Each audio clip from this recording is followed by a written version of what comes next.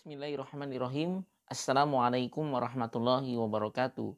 Sobat Quran yang dimuliakan Allah Subhanahu wa Ta'ala, hal lain yang sangat berpengaruh terhadap kelancaran dalam menghafal Al-Quran adalah adab.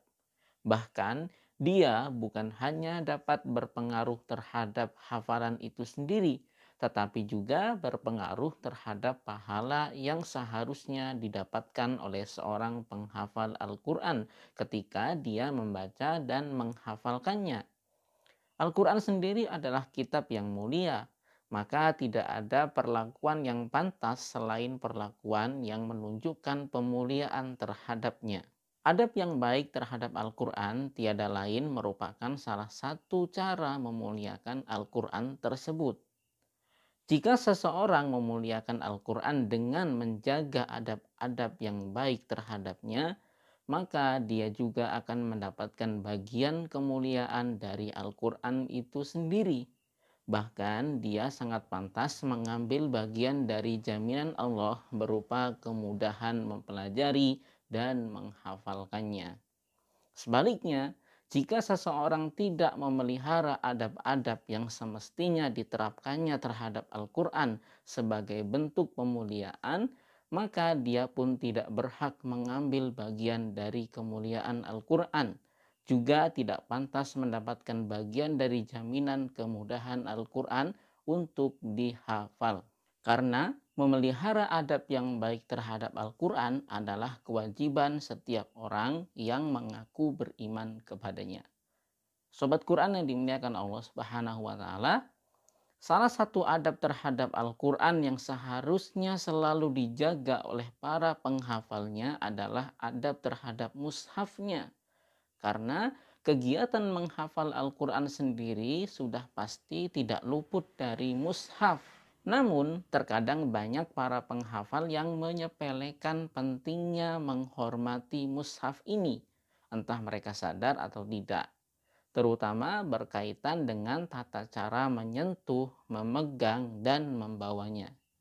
Terkadang ada beberapa penghafal Al-Quran yang merasa repot jika harus berwudu untuk memegangnya, sehingga dengan banyak alasan akhirnya mereka terbiasa memegangnya tanpa berwudu terlebih dahulu. Memang benar bahwa jika yang dimaksud adalah Al-Quran terjemah, di mana jumlah huruf-huruf terjemahannya melebihi jumlah huruf-huruf dari Al-Qur'annya, maka banyak para ulama yang memperbolehkan menyentuhnya tanpa berwudu.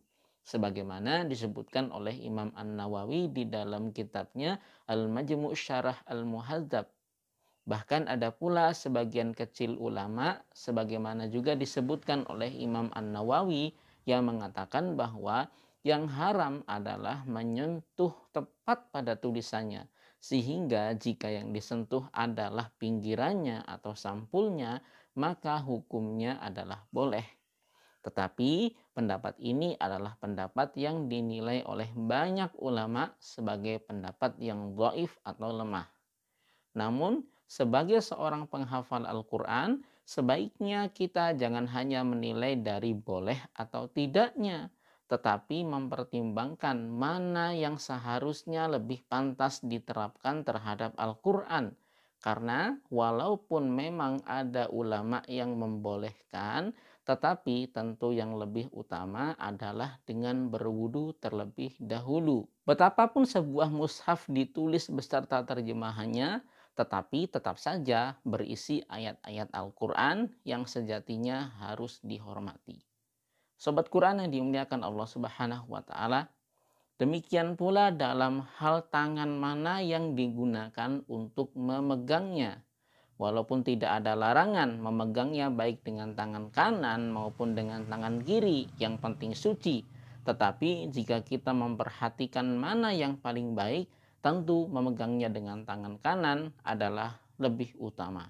Imam Al-Ghazali sebagaimana dikutip oleh Al-Munawi di dalam kitabnya Faid Al-Qadir Syarah Al-Jami' As-Shaghir bahkan mengatakan bahwa salah satu cara bersyukur atas nikmat Allah berupa dua tangan adalah dengan menggunakan tangan kanan untuk memegang sesuatu yang dianggapnya baik.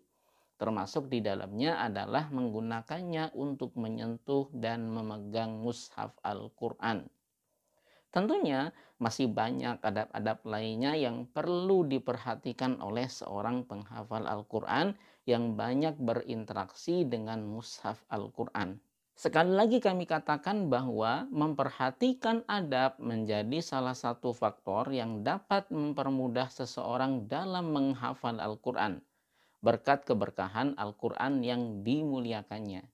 Jangan sampai Anda merasakan kesulitan menghafal Al-Quran karena Anda sendiri yang tidak mau memperhatikan adab-adabnya. Jangan sampai Anda terhalang dari kemudahan Al-Quran karena sikap Anda sendiri yang kurang hormat kepada Al-Quran. Barakallahu fikum. Kita akan sambung di kesempatan berbeda. Billahi taufik wal hidayah. Assalamualaikum warahmatullahi wabarakatuh.